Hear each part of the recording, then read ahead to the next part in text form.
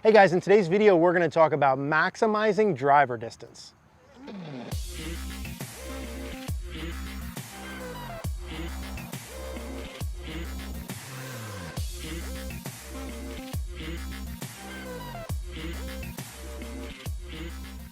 All right, guys, so let's talk about maximizing driver distance. Now, before we dive into that, I want to talk to you today about Live View Golf. Now, you guys hear me say all the time that you need feedback when you're practicing. You need to know if you're actually doing what you're trying to do, and the best way to give yourself feedback ultimately is video. And not only is video the best way to give yourself feedback, but being able to see yourself simultaneously as you're doing a movement is the best form of video feedback. It's the best way I've seen to make changes in your swing and be able to correlate the differences between your feels and your reels. Live View is super easy to use and set up. Simply set it up behind or in front of you. You connect it with your iPad or phone, pop that on the ground. You can actually do your practice, see yourself as you're doing it, the best way to expedite your process. I encourage you guys to check out Live View Golf. We'll put a link in the description down below with a coupon code. Now, let's dive into maximizing your driver distance. Now, part of our journey here is we want to bring you guys the best of the best. The best coaches in the world, the best training aids in the world, the best information. And part of that today is we have Marty Nowicki back. Mr. Marty. Marty is not only a great coach, welcome back, my friend. Thanks, Eric. You got it.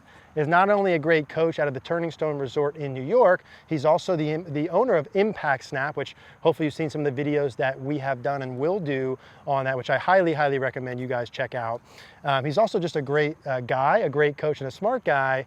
And I want to talk today with Marty about how to maximize driver distance. Now, we've talked a little bit about off camera about what we want to, what we each think in terms of maximizing, right, driver distance. Yep.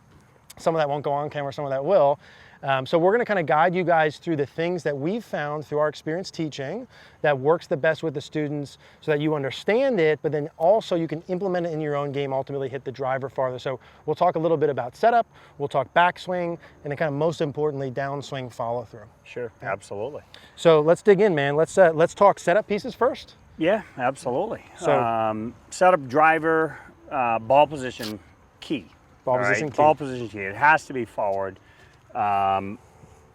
Opposite the left foot, middle of the left foot, left heel, left toe. We see that whole spectrum on tour, which is fine. Forward. Forward, yes, yes. Ball forward, head back. Ball forward, head back. We had a simple thing where it's like, okay, take your right hand, just touch the side of your right knee.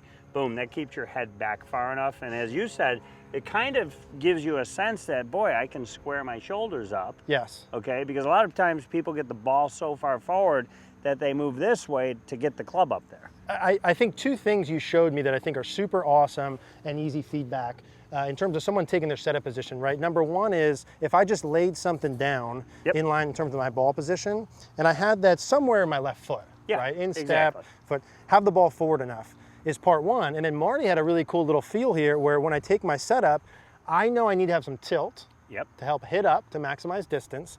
And how do I know how much tilt that I need to have?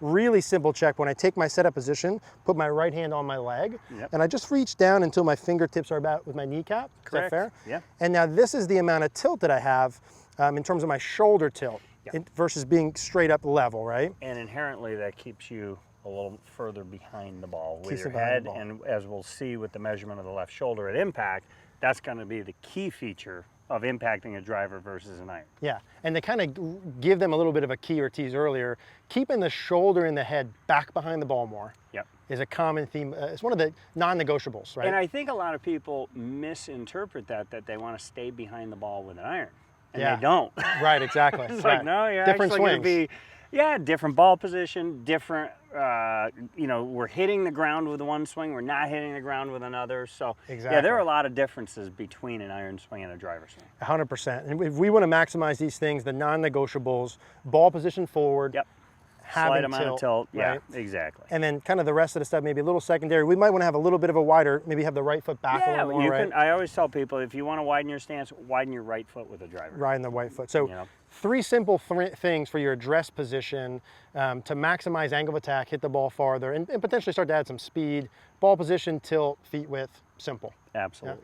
So let's talk a little bit about the backswing pieces that might be involved with maximizing driver distance. Okay, so backswing pieces to maximize driver distance, right? Let's assume we have our setup somewhat good, right? Let's assume we have our setup position somewhat good. What are some things, Marty, I can do or want to be thinking about during the backswing to set myself up to hit a ball? Okay, so once you take your setup, basically I like seeing the top part start to turn before the bottom part. And then the net change to the wrists from address to about waist high being minimal or 0. Like I don't want to see any wrist cock, I don't want to see any wrist roll, any of that stuff. So really the net change is going to be nothing. And because the top of you is turning, your arms get moved. Once we get the shaft about parallel to the ground, that's when the pelvis can start to turn more, and that'll help to increase the shoulder turn. As that's happening, the right arm kind of pulls the left arm up and back. Yep. And I feel well behind the ball. Yeah, right? And you got plenty of width, you're behind the ball, you're loaded, which is key. Let's do that again, because one of the key measurements that I'll make from a face-on view is that if your hip is starting here, that at the top, will have moved a little bit inside of that point, or about a ball width or thereabouts, while retaining a little bit of knee flex. And you'll feel how your hip and the inside of your leg loads. Yeah, I'm not going this way. Correct. I'm not going this way. Correct. That's key. And I like what you said there as I do my takeaway, the arms and hands move because my upper has moved. Yeah. Right? So if I turn my clavicles, which then my shoulders get turned, okay, well, my arms then move because they're connected. Right. So so many people do the exact opposite. They move the club first. No body. And Yeah. So. And so it's not a this. No. Right? It's a body driven. Yeah. Right? My chest turns, and we're probably going for something like 30-degree chest turn, 15 hips at first parallel. Right, ballpark, that would be good. Something like that. That would be good. And then the hips start turning more, and that allows the shoulders to turn actually beyond 90 degrees. And I got to tell you, even they're loaded up. Part of my issue with my swing is I tend to not get enough turn on the way back. Really feeling the upper body turning a little more than my lower early, right?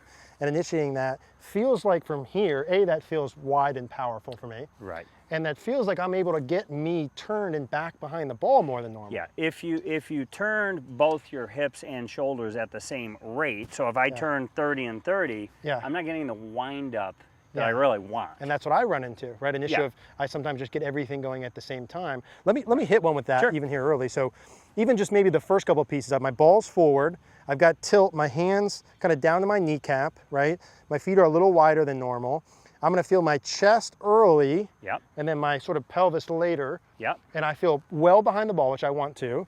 Let's just go ahead and do one of the, but two, I don't feel well behind the ball like this. Right. I feel centered. Correct. Behind it. Correct. Right? Okay, I feel centered behind it. So here's me. Let's go ahead and feel one of those and hit one. Cool, and that felt really solid. And I went a little left there, but that for me, in terms of speed and power and distance, felt good. Let me do one more of those. Just the backswing part. And I think that's a key point. When I say behind it and we say behind it, I'm starting behind it with tilt. I'm turning relatively in the middle of myself, my hips staying inside that line, but my head's well behind it. Correct. Right? Okay. So same sort of thing, kind of chest turning with early. It felt good. There we go, that was much better. Yeah. And so that would be kind of the main backswing piece. Now there's also more to the story, right? There's downswing and follow through. Let's dig into those next. All right, so downswing and follow through pieces, Marty.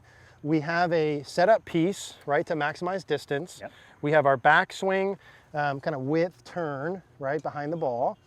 And then we got to swing down. Right, so let's talk a little bit about, all right, I'm at the top, right? I want to hit the ball far.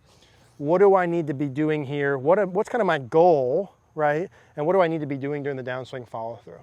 So if I take my normal setup and I get all the way kind of up to the top the same way, right?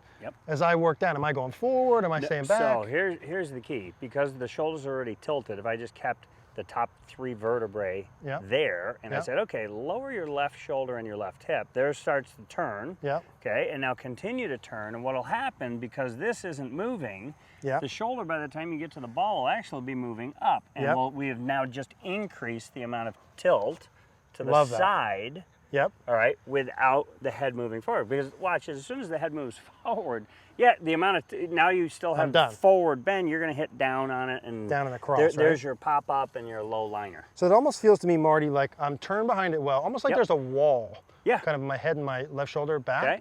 And I'm kind of staying on that, right? Yeah. As I'm turning. Yeah. Staying back. And staying now back. you should have enough pressure here to literally just push and off. jump up. As you are hitting working the the ball. follow through. You got it. So if I were to really phase this like step 1, step 2, step 3, let me try one more. Okay. I would have the ball position forward. I want to repeat this enough so that this sinks in as everyone's watching and practicing this. Ball's forward, hand down my leg for tilt, right? Feet are wide.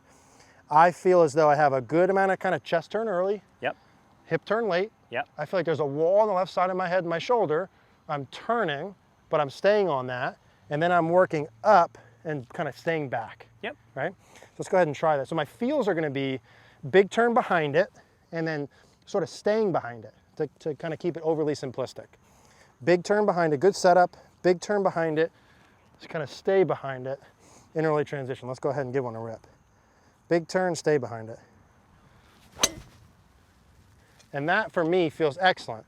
Now I feel as though when I do that, I have to tweak some of my kind of follow through stuff, which is me specific, but that when I'm coming down, I got the big boy tee, feels like I'm able to generate power and hit up on the ball really easily, right? Yes. Let me do one more and then we'll talk follow through. So good setup, balls forward, good tilt. I'm gonna go kind of big chest turn early, turn behind it, stay behind it. Let's go ahead and neutralize that. Turn behind it, stay behind it. Yeah, and that's better. And so some really simple things for people to do to maximize the driver, but there's also follow through pieces, right? Correct. Yeah. Which I guess we'll get to. Let's get to next. Let's talk about those next. Perfect. Yeah. All right, so let's talk about the downswing follow through. What else is involved in terms of kind of getting to the ball and getting up through the follow through pieces? Yeah, so I think it's important. We talked about turning without shifting or sliding or doing any of that. And so kind of the way I tell people to do that, take your shaft and just hold it right across the top of your kneecaps. Yep. And now I have 3 simple rules for turning. You're going to turn 45 degrees toward the target with, this is important, with knees bent, with level knees, so I don't want to see one knee go lower than the other, because if the pelvis tilts, now I'm going to have back pain. Got it. Okay, so knees bent, level, and about the same distance until I turn about 40, 45 degrees. Okay, so that heel's going to have to come up just a little bit. There we go. Something like that. And now you've got enough pressure here. Remember how we had you throw the punch? Yeah. You want to feel like you're, okay, now I'm into the ground. And so that kind of maximizes how much pressure we're putting into the ground, so now I can use the ground to push off. So the piece about the upper body starting back, staying back really helps angle of attack. Yeah. This would really help the speed component. Well, it'll help the speed, and if I just remember, okay, if I'm like that, and remember how we increase the tilt by touching, you might need to touch your calf now for this. Yeah. All right. Yeah. But now I've got the tilt Yep. with the turn, which is going to add to the speed. Which is ideal. So I want to get this across my knees. I want to turn with them bent, with keeping them level. And level. There we go. And so I feel like my kneecaps towards the target, my kind of quads and now out. you can push off the and I can back push foot. this way. Yeah, so if you're here and you just shift, well, boy, you're not really in a position to turn. And what else is moving forward? We don't want the head moving forward. Yeah, the shift is tough. It's so easy to see during the backswing for people. If I shift this way and don't turn, I never get turned. It's really easy to see on the backswing. Exactly. And the same thing applies on the way through. 2 kind of key things that I'm looking for, and we've talked about this in other videos. Yeah. At about waist high, I want to make sure that your radius is maxed out. Yep. And then I think an important note, especially if you're a parent of a junior golfer, let their feet move. Let their feet move. Let them spin, let them move. I get so many parents coming to me, aren't you going to fix their feet? And I'm like, no. And then I'll show them Justin Thomas and like all the best long Lexi players. Thompson. And, I mean, all these long hitters that, you know, they learned as a kid to use the ground and be an athlete, and their feet are going to move. They're all over the place. Yeah. So let's do one. Let me grab that tee there. Thank you, sir. And let's kind of put these pieces together. Because I think that gives a really good blueprint, at least in the beginning, and then people can train that in, of what we're trying to accomplish. My setup pieces, but my downswing follow through, if I can get a feel of what it feels like to open and then push. Yeah. Open and then push. Yeah. And when I'm doing the push on the way through, I'm really doing the uppercut, which feels like my legs are extending. It feels like my pelvis is up, my belt buckle up. butt under, sort of chest up, Yeah. right? Elbows together, long arc, right? Absolutely. So all of these, even kind of back to this sort of feel in my follow through, is going to help angle, attack, and speed with the driver as well. Big time. Right. And we said as we increase speed, remember how we said we might have to increase the pressure That's right. between your arms so that they don't fall apart or twist or bend or Be able whatnot. to support So that. Yeah, it's just like hitting a punching bag. If I hit a punching bag at full speed, well, I better flex a bunch of muscles.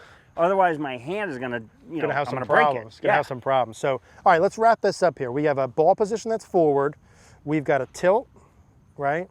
Yep. I have my feet wide. I'm going to get a nice backswing turn. Kind of work my sequencing over time. I'm going to feel like the wall's there, and I'm turning as I'm kind of staying on that. And then as I'm working through, I'm going to feel like from here, sort of punching up and through on my follow through, right? Yes. And then, you know, you're not doing that all at once in the beginning. You're kind of breaking that down, focusing on one or two of those pieces, training that in. This is your pattern you're trying to build for a lifetime, right? We're not doing all this at once, but let's see if we can put some of that together and do one more here. Good setup, back behind it, stay behind it.